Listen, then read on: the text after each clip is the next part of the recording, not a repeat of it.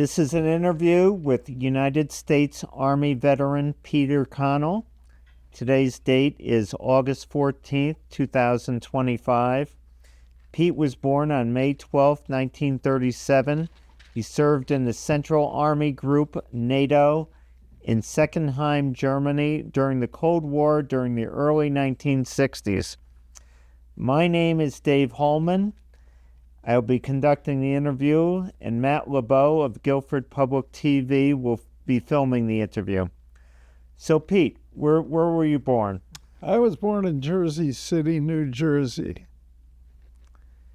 And who were your parents, and what did they do?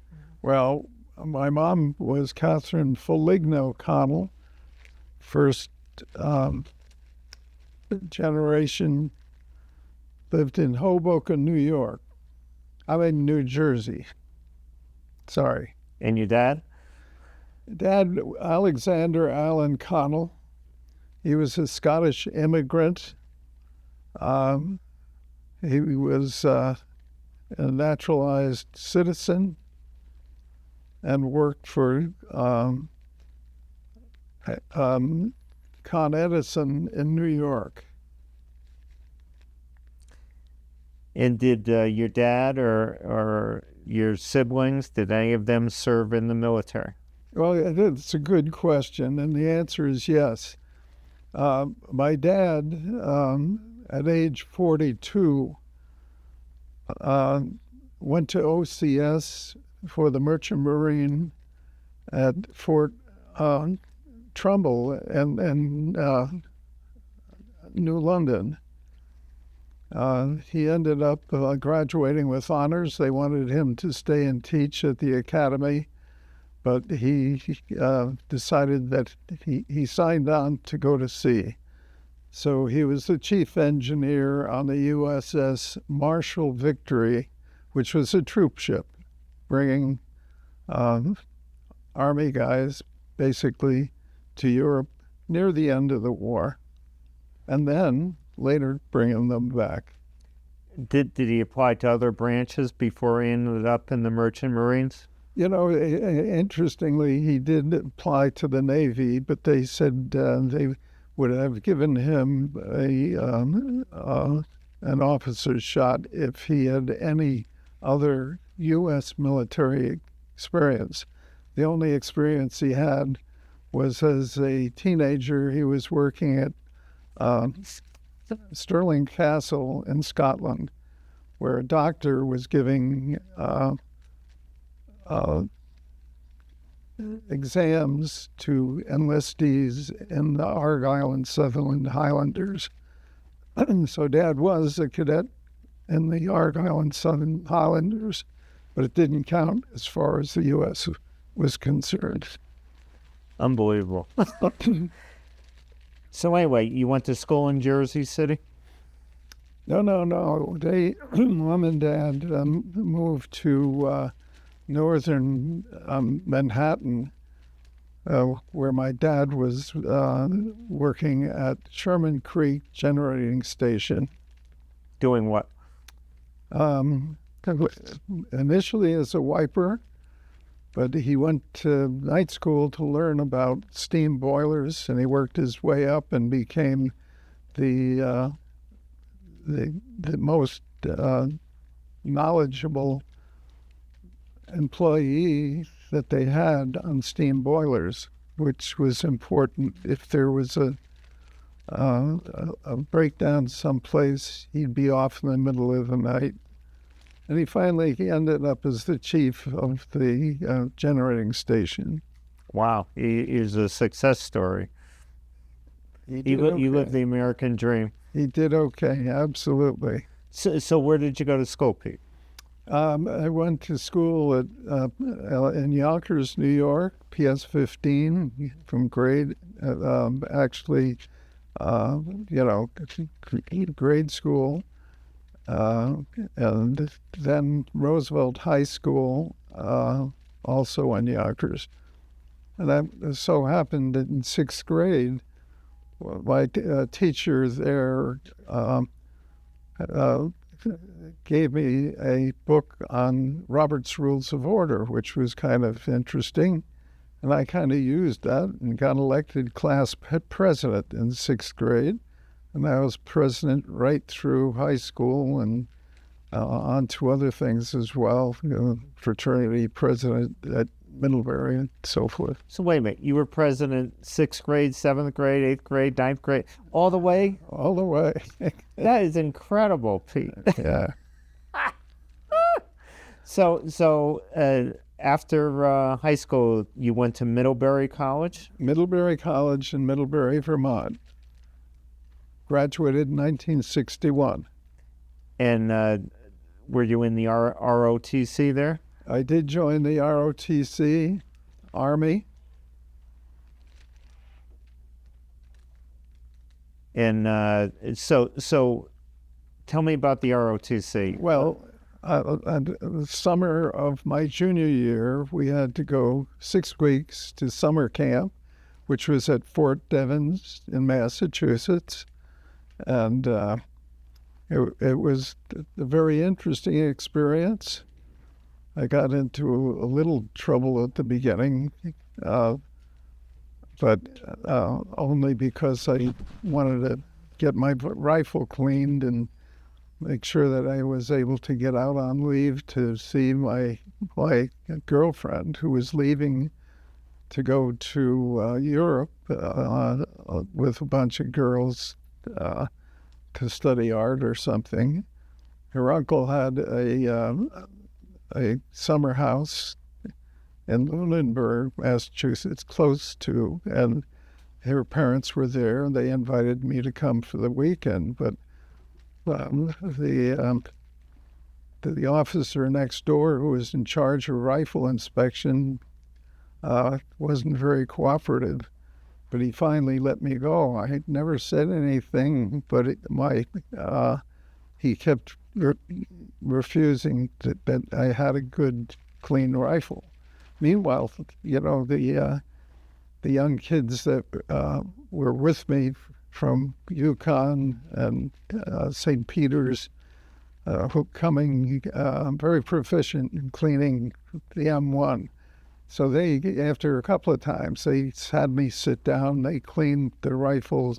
I would go back and I would get turned down. And finally, the guy says, "Okay, you can go to Connal, but the sergeant major is going to hear about it."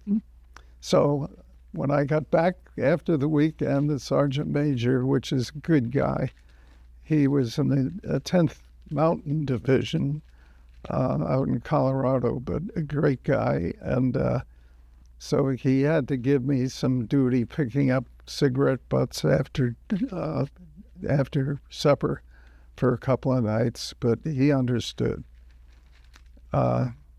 So from there, I said, I'm going to do what they tell me to do, nothing more, nothing less. But I did talk to the platoon. They had a lot of students that came as designated exceptional military students, and they were working to get that during the 6 weeks.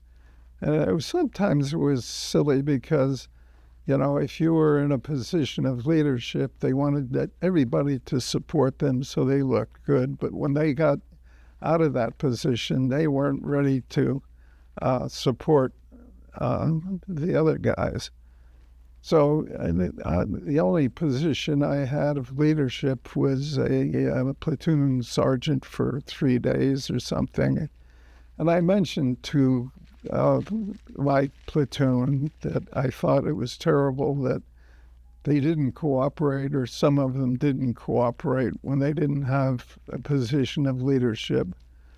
And I don't know if that had anything to do with it, but at the end of camp, they called those students, the captain called the students into his office, and tell them whether they made it as a distinguished military student or they did not.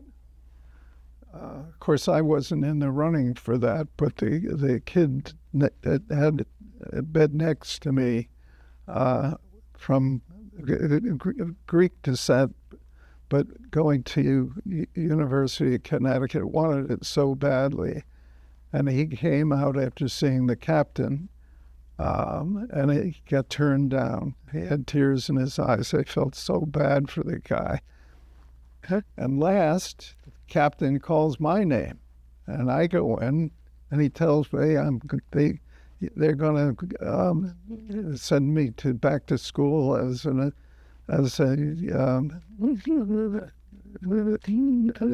exceptional military student. Distinguished. Distinguished, correct. That's what the term was. And I was surprised because I didn't realize that I had done anything. So you got extra education in the ROTC because of that. Well, you know what the benefit is. When you went back, you went through your senior year, no big deal. You came out a distinguished military graduate. The benefit of that was that you could apply for a regular Army commission rather than just a, what do they call it?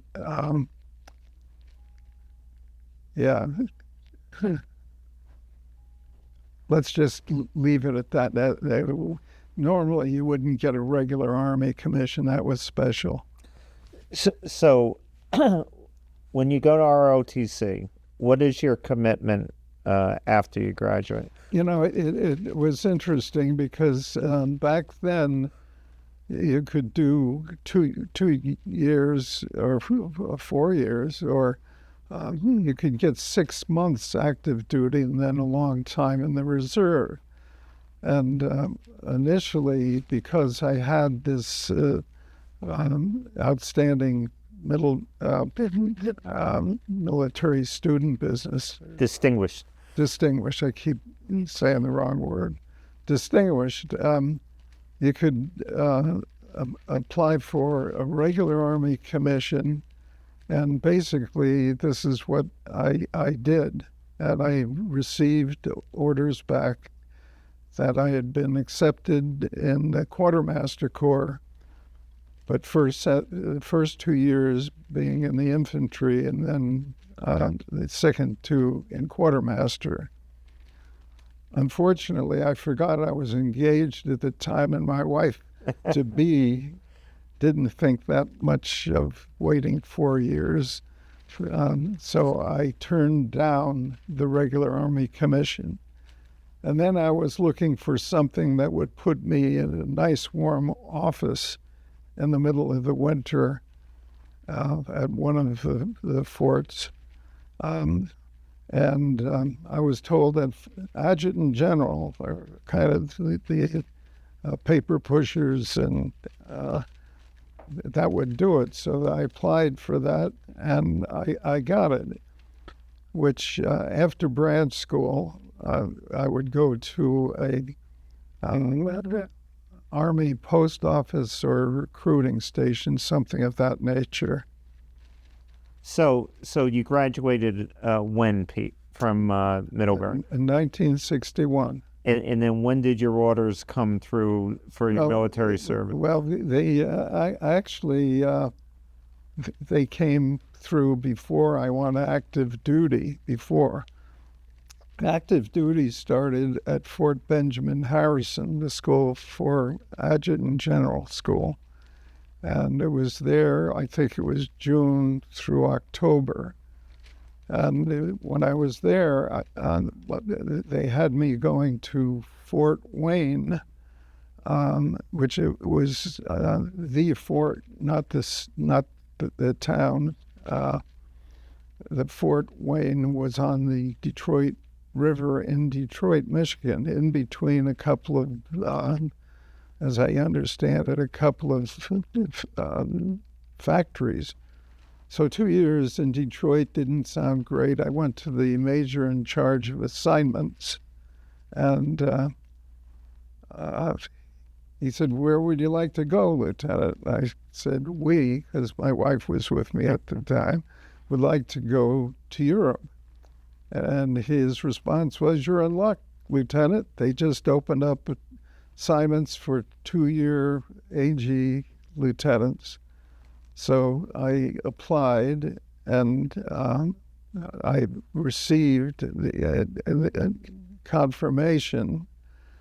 And the orders that came back, as I recall it, said I was going to be assigned to HQS CENTAG, and in brackets, NATO. And nobody, the cadre at Fort Wayne, had no idea what this was. And what it was Central Army Group, a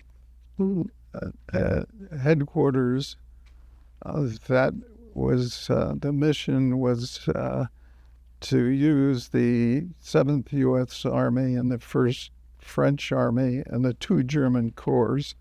The Germans had not built up to a full field army to defend Central Europe when the Russians and East Germans came through the Fulda Gap with their 42 tank divisions. If they came through. Huh? If they came through. Well, that wasn't a question. When I was there, I was talking to a lieutenant colonel who was helping me acclimate, and he said, "Lieutenant, it's not a question of if, it's a question of when." If. Fortunately, it never happened, but that kind of... That was pretty scary. A little bit. A little bit. Yeah. Oh, so when did you arrive in Germany, and how did you get there?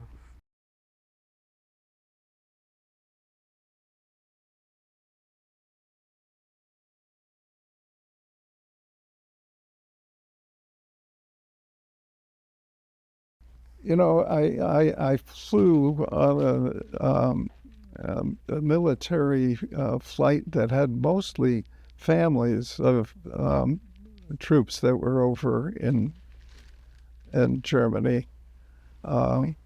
So I flew from the airport in New Jersey all through the night and landed in Frankfurt.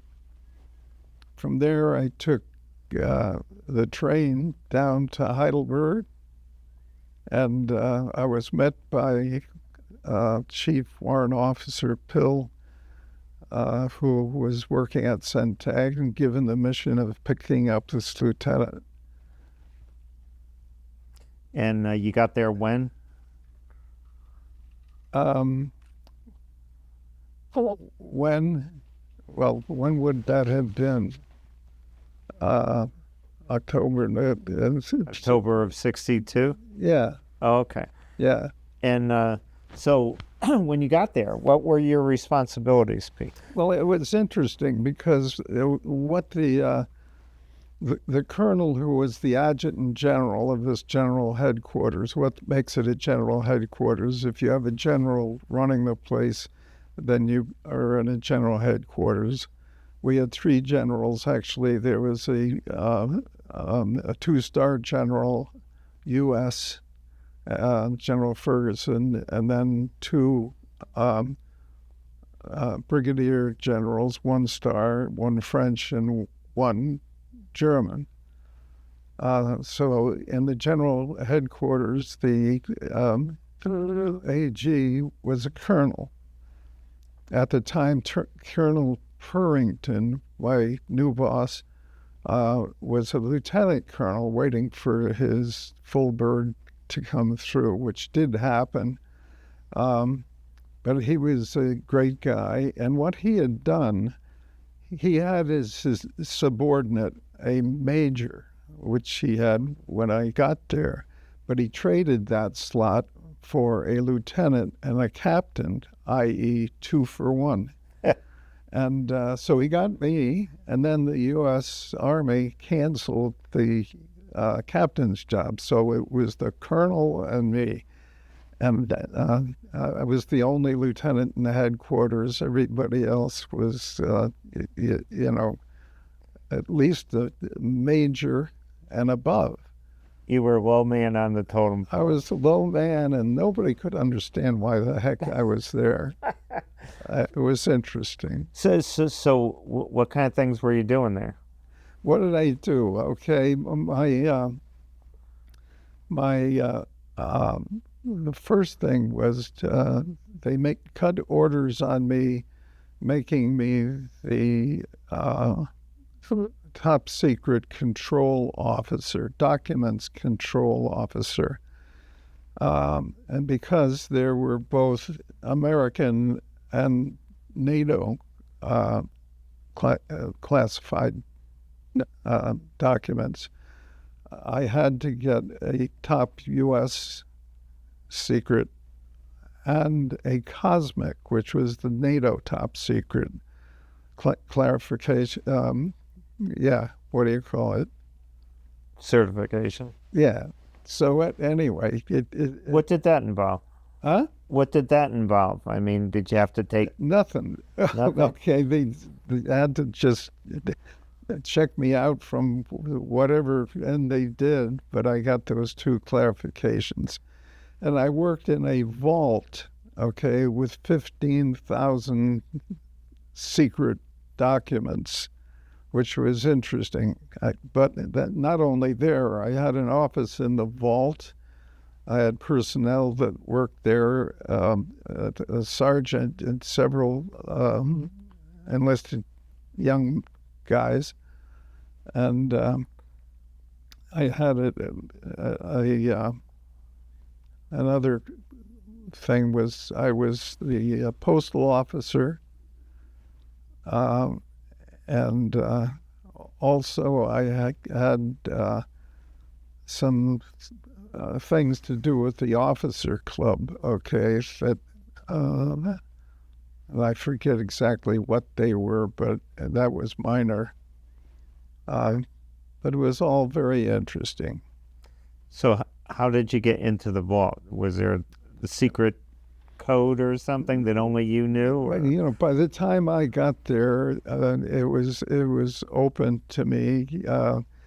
The sergeant that was working for me had been an officer in World War II, but when the war was over, he stayed in the Army, but as an enlisted guy, but very valuable, and so he would open up, but it was locked up, and what would happen every morning is that the sergeants from the various offices, G1, G2, whether they be French, American, or German, that the sergeant would come over to get the documents to bring back to his office, that they would be worked on by his bosses and so forth.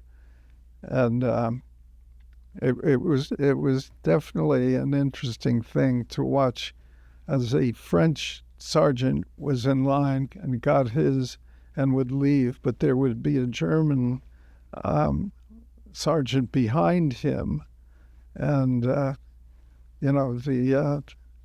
German would shake his head and make some comment about the Frenchman, and vice versa. It was really kind of interesting because now we were working together, guys. But anyway. So, this was during the Cold War, and things were tense, right? Very, very. Did you guys participate in war games or do anything like that? Absolutely, we did. Twice a year, we would play a war game. The first time, we would leave the caserne and go to a wartime headquarters, which was secret. So I won't tell you where they were, but okay. They were basically a little bit west of Heidelberg and Seckenheim. But when I first got there, they were saying, "Gee whiz, you're going to be able to, as an officer, you're going to get to a helicopter ride down to the secret headquarters." The only thing was that they needed one officer to go with the truck part of the thing, and that was a junior officer. That was me. So I never got the helicopter ride, but it was okay. And after, I'm not sure how long it was, several weeks, we go to the fallback secret place, and then it was over. We always won. That was a good thing. But the other time when we stayed in the caserne, I lived right around the corner from where I worked, so I could walk to work. But I couldn't go home because we were playing this game. So one morning I get up and I decided to stop at the officers' mess to get some food before. I think the hours of each assignment was like from 6 in the morning till 6 at night. So it was a long day. So I went into in battle dress now. So I take my helmet off, and my helmet had a gold stripe painted on. And the only other helmet there was the general's, the 2-star general's helmet. And I was putting it up on top of the hat rack. And I evidently shook it a little bit too much, and his helmet fell off and went on the floor. So I pick it up, and I put it back. And where there was 2 stars, now there was only 1 star. Oh, man. So I'm looking for the damn star that was on the floor someplace. Enlisted the mess sergeant and the orderlies. We're all down, and I'm watching the general. He's finishing breakfast. He's reading his paper. You're panicking. Can't find anything, okay? He finally comes out and says, General, he says, Lieutenant, how are you doing this morning? I salute him and said, not so well, General. He said, what's the matter? And I tell him what happened. He grabs his helmet, walks out. And within 30 seconds, it seemed, his sergeant major comes running over and says, Lieutenant, I don't have another star. You're going to have to go to the PX, get transportation from the motor pool, go to the PX and get another star. Well, just at that time, a guy walks in, and he said, did anybody lose the star? So I didn't have to go, but that was kind of an interesting happenstance. Oh, my God. So Pete, you must have been over there at the time President Kennedy was shot. Yeah, I was. Did that cause any concern over? Oh, yeah. Of course, we didn't know what it was, what had happened, but an MP showed up and the early morning or middle of the night to say that there's an emergency and you have to get into your battle gear and show up at the headquarters. So the instructions to my wife, okay, they didn't have any plans for dependents living on the economy, as it was called, if something happened. So I instructed her that if she didn't hear from me by noontime, at this point we had our first child born, and take the baby and the sergeant's wife from upstairs, get in the car. We had bought a VW and head south toward Switzerland. I'm not sure if that was the smartest thing to do, but that's unfortunately nothing happened. Okay, but yeah, disappointing to get that news, but we were on alert. Yeah. Wow. So, so you must have had to attend military functions when you were there, right? Yeah. Heck, the officers club had socials. Okay. One story would be that there was a fancy dress ball or dance, and there was a receiving line. Okay, I'm in dress blues. Okay, and the ladies are all in fancy dresses. So the receiving line, I noticed that the guys in front of me. Now remember, I'm the only lieutenant. I'm the only kid, green. So I'd never been through an international receiving line. And what they were doing is taking the ladies, the general's wife's hand, okay, and bringing it up and kissing their hand, okay, bowing. So first lady I came to was the German general, the brigadier's wife. And I took her hand and I actually put my lips on her hand. And she looks at me and saying, what are you doing? So come to find out that when you do that, you only bring it up like so. And that was enough. I learned a lesson. Yeah. I guess the other interesting thing with the officers club, they had an outing for wine tasting across the river into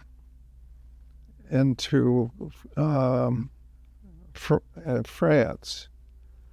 And I forget the name of the town, but we went to the town hall and the mayor was there, all fancy, and the wine queen for the town was there, and we had dinner and so forth.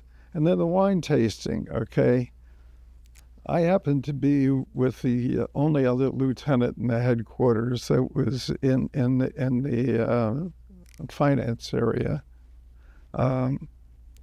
And he had a date. We were at a table, and of course they had an empty jug in the middle of the table. So they bring you the first wine. They're going to test 12 wines, and the first wine was at the bottom. We weren't told that, but there was no wine that was going to go from our glasses into the garbage, okay? You're going to drink it all. So we would drink it all. And by the time we got to the top, I guess we were feeling pretty good. Not that we embarrassed anybody. And we did know that the top wine was absolutely the best, yeah. Wow. So did you get to travel at all while you were over there in Germany? Oh, yeah. Ruth and I, she was a skier at Middlebury College. I learned to ski, but I was involved in hockey as a manager. So I wasn't supposed to go skiing, but I learned to ski. She was a better skier than I was. And we joined the Heidelberg Ski Club, which was made up of all Army guys, basically. And so we went the first time to Zermatt in Switzerland. And she was pregnant at the time, but she was okay to ski, and she was. But her baby doctor from the Army saw her and covered its eyes and said, "I don't want to know." But she did extremely well. She was, we were put in classes, okay, and she was above me, but it was a phenomenal experience. Zermatt, one morning she decided not to come to the day's activity. She was going to take it easy. So I was riding up in the chairlift by myself early in the morning, looking at the famous mountain that's over there. Matterhorn? The what? Matterhorn? I guess what was the Matterhorn? Whatever. Just an amazing sight. But the skiing was good, and then later on we went to Davos to ski, and also into the town next door, not the town, the country next door, which was not Switzerland. What? France? No, the other way. Italy? Almost. But anyway, we did a lot of skiing, but that's not the only thing we did. We went to some, wonderful villages in Germany that were old, and but we also decided that we wanted to go to Dachau, which was a concentration camp in Bavaria. We went in the middle of the winter, and when we got there, it was cold and overcast with about this much snow that was crunching. There was nobody around, but we left the car at the entrance, and we walked down the street with the billets where the prisoners had been kept. And we got to the end and saw the place where they had furnaces and so forth. It was absolutely amazing, and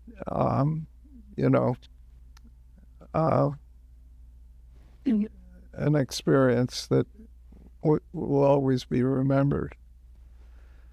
So now, did you get up to Berlin at all? We did. The interesting part of that is that because Berlin was in East Germany, we had to take a train from Frankfurt, I guess, at night. And we had the baby at the time.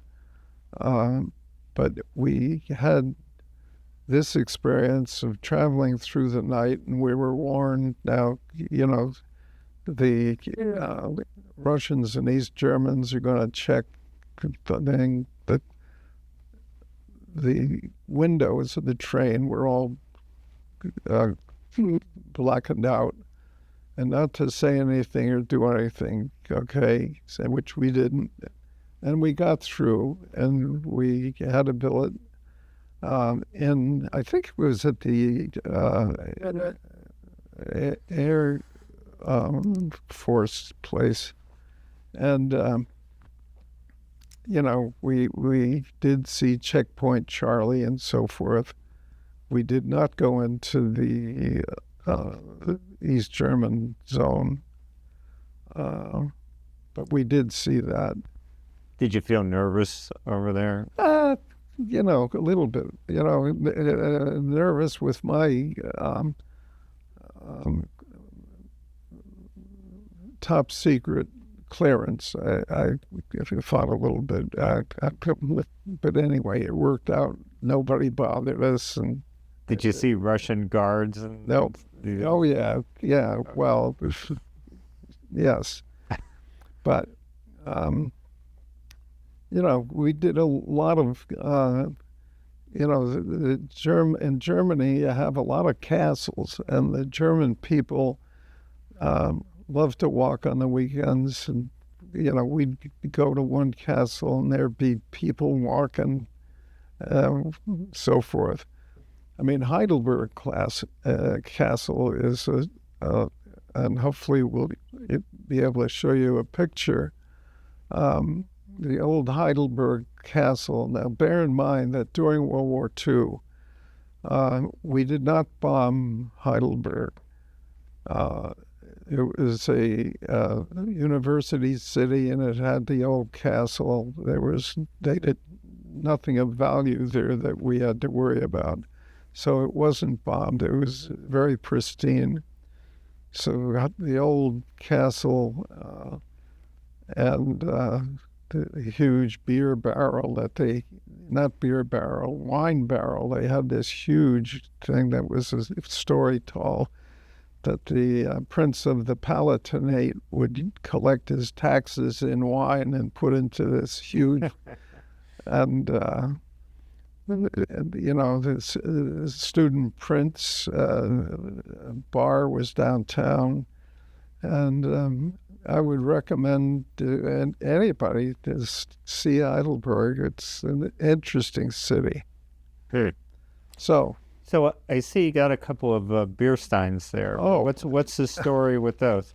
Well, is one of the things I had to do for the Officers Club was to produce this wine or beer stein. It's not a wine stein, it's a beer stein. The general's wife, General Ferguson's wife, had this idea. Heretofore, when the officer left, I would get a little silver cigarette box with the NATO or the Centag insignia. But her idea was to come up with a beer stein. And who was in charge of that? It was me. Now, one of the stories, I'm not an artist, okay, but they had one window thing that she saw from Mannheim, because Heidelberg and Mannheim are close together, and our headquarters was actually in Seckenheim, part of Mannheim, but closer to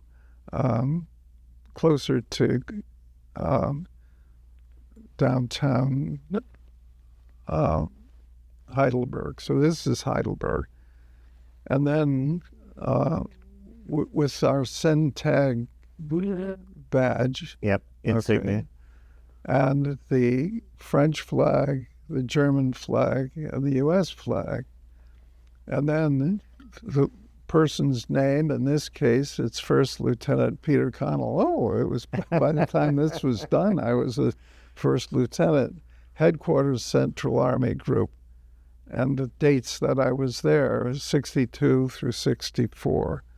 So this was kind of an interesting experience. I had a guy in the AG section that was an artist that really produced the thing, but I had to get some things done by an American Army place.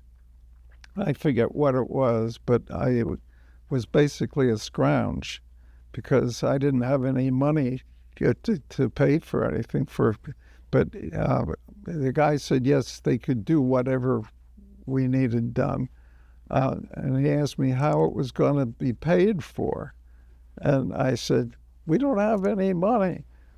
So he reluctantly said, "Okay, Lieutenant, we'll take care of you," which he did. Oh, wow. So, and the other thing is that this is not that old, but one afternoon on a weekend, I went down to the cellar of the house that we're living in, and the Frau who owned the place, was cleaning the basement, and she came out with this beer stein, which was her father's. Okay, so it goes back, into, beyond. Well, not beyond, but First World War, perhaps. And she was going to throw it out. I said, "You can't do that. It's sacred for you. This is family." She said, "No, I don't want it." "You sure?" And she said, take it. And I finally did. And of course, when you look into a bear stein, you always have to look into, because in the bottom, in this case, it's a couple, a lady and a man. But sometimes they have just the lady, okay? Anyway, just the story. So you, when did you finish up your service in Germany? Let's see. I don't remember. Oh, well, I do know, because it was winter time in 1960. Would have been 64. Yeah.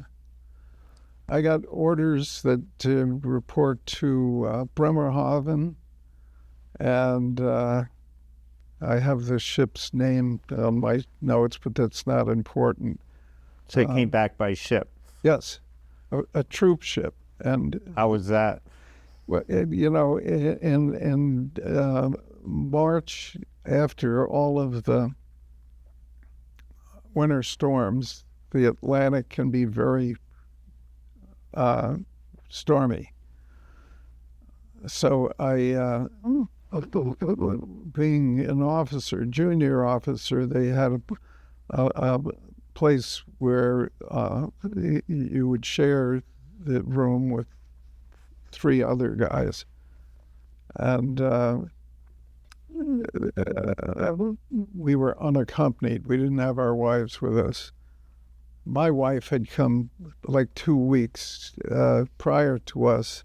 They did provide her transportation back because she had a baby that was a U.S. citizen, and their responsibility, and they couldn't go without the mother, so she got free transportation back. By air or by? No, but by ship. And unfortunately, a lot of the mothers that were there with young babies like her, they got seasick. So she spent a lot of her time taking care of the mothers. Okay, but so did Peter get seasick. Okay, I went to the Navy nurse when I was there, got there, and the ship got going, and we knew it was going to be a little rough, so she gave me Dramamine, I guess, and it didn't work for me. The other guys were fine, and the meals were great, and I got seasick, and I couldn't take advantage of that, so I was seasick for 8 or 9 days. And I finally went back to the Navy nurse and said, I'm concerned that, I haven't had malnutrition and no water and stuff. So she gave me some other stuff. And within hours, I was fine. And I got mad. I said, "Why didn't you give that to me the first time?" The first time. And her answer was, "Why didn't you come back right away?" Anyway, we got back. It was 9 days, I think. And we came into New York Harbor. And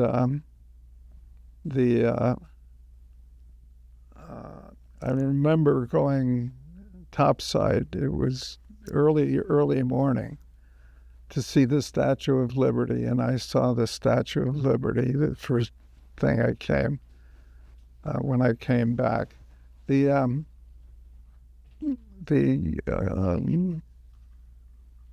destination was Fort Hamilton in Brooklyn, where they muster you out.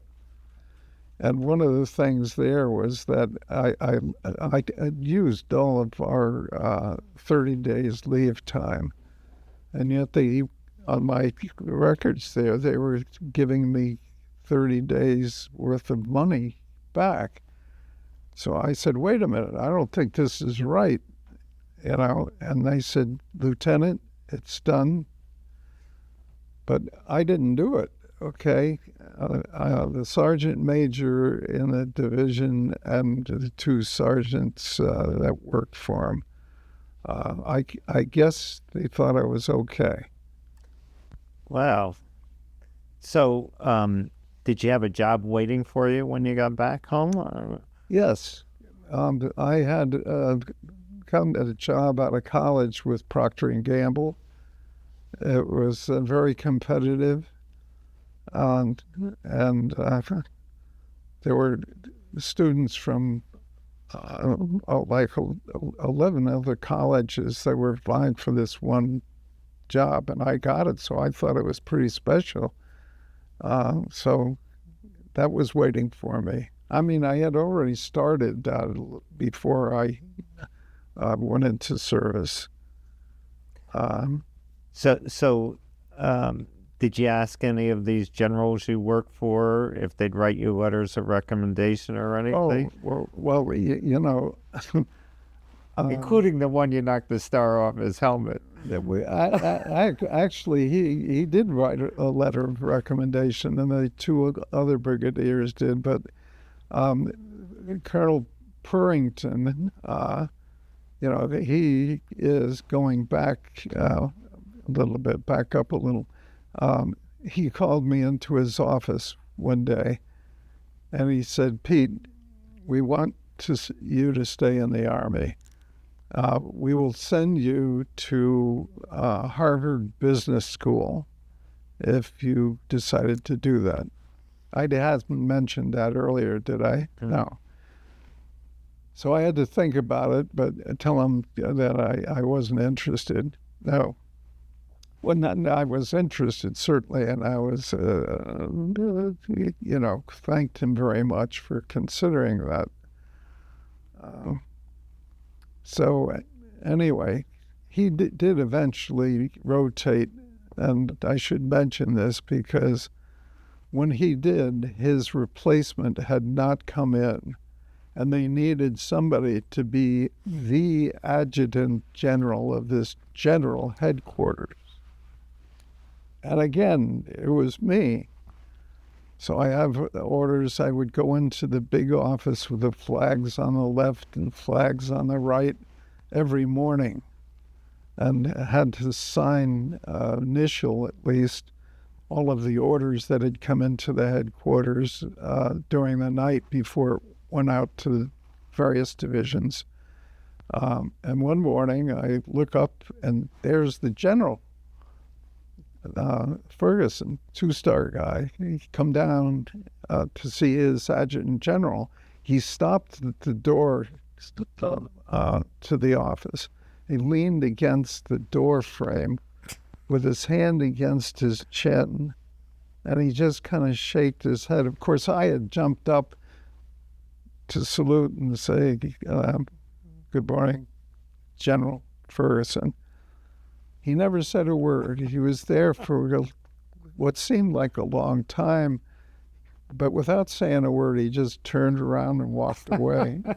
So that was the second time I had with the general, but it worked out. He wrote a letter. He was fine. Oh, wow. Yeah. So after you came back and you're working for DuPont, did you join any veteran organizations? You know, not initially. I did not. Okay, it's only when I got to Guilford here, and I saw this notice for the American Legion, which I knew about. I played Legion ball as a kid, and actually went to the American Legion Boys State in New York. So I knew about them, but I didn't do that until I'm not sure how many years it is now, but I joined post 48 here in Guilford of the American Legion. So you're going to recommend to other people in your posts, other guys in your posts, that they do interviews like we're doing right now? Yeah. If this works out, I think one of the things that I found lacking is that all the 75 guys that come to the meetings and stuff once a month. But I don't know what they did or what their story is. Everybody has a story in the military. And I am so very proud of our American military. I want to hear their stories, so maybe my experience will get them to do the same thing. So you had a good experience in the military, and would you recommend it for young men today to join the military? I would recommend it to young people, yes. I mean, if it's right for them, it's necessary. I can remember my dad, before he passed, he said, "Pete, I love this country, the United States of America, and what it has allowed me to do for my two sons. I was the first to go to college, okay, and I've had a decent life. My brother was in sports broadcasting, put ESPN on the air, and it passed away, unfortunately. He was 9 years older than me, but he's in the Sports Broadcasting Hall of Fame, Scotty Connal. And this is what my dad said. And my brother was in service also. So, yeah, I would certainly recommend that a young person look at the military. Well, Pete, thank you for your service. You're a good guy, and hopefully people will get something out of this interview. All right. Well, thank you, David.